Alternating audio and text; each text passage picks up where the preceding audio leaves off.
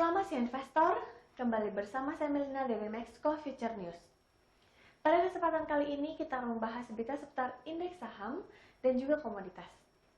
Bursa saham Amerika Serikat berakhir lebih tinggi pada akhir perdagangan Selasa waktu setempat atau Rabu waktu Indonesia Barat, didukung oleh keuntungan yang solid di sektor energi. Wall Street terangkat keuntungan yang solid di sektor energi menyusul kenaikan harga minyak.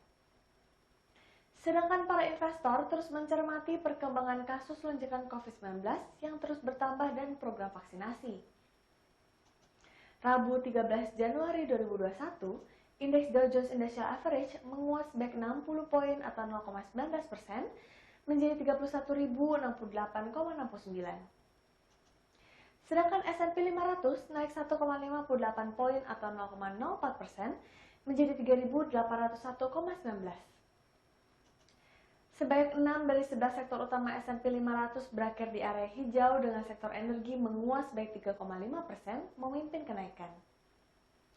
Sedangkan sektor layanan komunikasi tergelincir sebanyak 1,5% dan menjadi kelompok dengan kinerja terburuk. Kemudian indeks komposit Nasdaq melonjak sebanyak 36 poin atau 0,28% menjadi 13.072,43. Di sisi lain, pemerintahan Joe Biden dinilai akan sulit untuk bergabung kembali dengan kesepakatan perdagangan Trans-Pacific Partnership atau biasa disebut dengan TPP usai era liberalisasi perdagangan berakhir. TPP adalah kesepakatan perdagangan besar yang dinegosiasikan oleh mantan Presiden Amerika Serikat Barack Obama dan 11 negara lainnya yang mengecualikan Tiongkok. Dalam format aslinya, kesepakatan TPP yang ditandatangani pada tahun 2016 akan menjadi perjanjian perdagangan terbesar di dunia, mencakup hampir 40% ekonomi global. Tetapi TPP dikritik secara luas di Amerika Serikat dan tidak pernah lolos dari Kongres. Presiden Donald Trump akhirnya menarik Amerika Serikat keluar dari perjanjian tersebut pada tahun 2017 karena menganggap bahwa kesepakatan perdagangan internasional telah merugikan Amerika Serikat. Dane Chamorro, seorang mitra di Control Risk, menilai ada kemungkinan untuk Biden bergabung kembali dengan kesepakatan perdagangan TPP. Partai Demokrat yang menguasai mayoritas suara di Dewan Perwakilan Amerika Serikat akan mengajukan pemakzulan atau impeachment terhadap Presiden Donald Trump. Inilah tuntutan pemakzulan kedua selama masa jabatan kepresidenannya yang merupakan pertama kali dalam sejarah politik Amerika Serikat. Ketua DPR Amerika Serikat Nancy Pelosi dari Partai Demokrat mengatakan pada hari Minggu 10 Januari 2021 bahwa fraksinya akan melanjutkan upaya pemakzulan Presiden Donald Trump yang disebutnya sebagai ancaman bagi demokrasi. Trump dituduh telah menghasut kekerasan antara lain dengan berpidato di rapat umum di National Mall di depan gedung Capitol. Sejak kalah dalam pemilihan presiden 3 November 2020 lalu, Trump terus-menerus mengklaim bahwa dirinya telah memenangkan pemilu namun dicurangi dengan penipuan yang luas tanpa bukti. Trump sebelumnya pernah menghadapi tuntutan pemakzulan pada tahun 2019 dengan tuduhan penyalahgunaan kekuasaan. Namun, Senat Amerika Serikat yang dikuasai oleh Partai Republik membebaskannya dari tuntutan tersebut pada Januari 2020. Presiden terpilih Amerika Serikat Joe Biden akan menyampaikan tambahan stimulus senilai triliunan dolar Amerika Serikat untuk masyarakat dan dunia usaha. Rencana ini diambil setelah beliau menilai orang Amerika Serikat membutuhkan lebih banyak bantuan ekonomi dari pandemi virus corona pada saat ini. Biden menambahkan, proposal yang diajukannya mencakup bantuan untuk pemerintah negara, bagian dan lokal yang sedang dilanda pandemi. Selain itu, akan ada bantuan baru untuk orang-orang yang kehilangan pekerjaan ataupun tidak mampu untuk membayar sewa.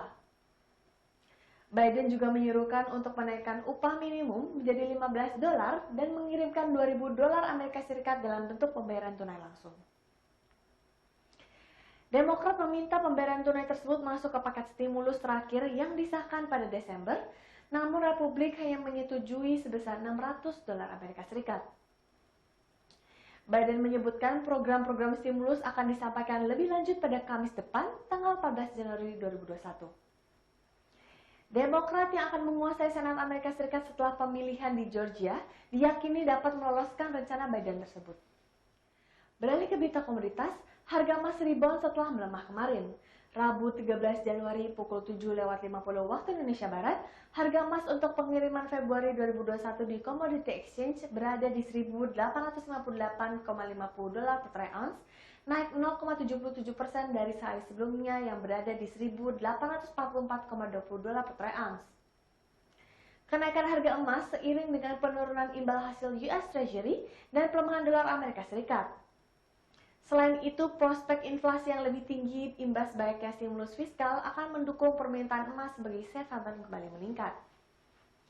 Indeks dolar tergelincir 0,3% terhadap para pesaingnya, sementara imbal hasil Treasury Amerika Serikat 10 tahun turun ke sesi terendah 1,146% setelah kenaikan yang kuat. Beralih ke berita minyak, harga komoditas minyak mentah melanjutkan tren apresiasinya setelah Arab Saudi memutuskan untuk memangkas produksi minyaknya secara sukarela.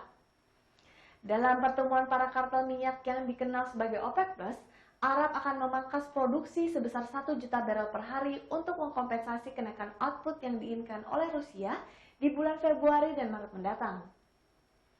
Pada hari ini, Rabu 13 Januari, harga kontrak futures berjangka yang aktif ditransaksikan di pasar menguat lebih dari 0,5% dan membuat harga minyak berada di level tertingginya dalam 11 bulan.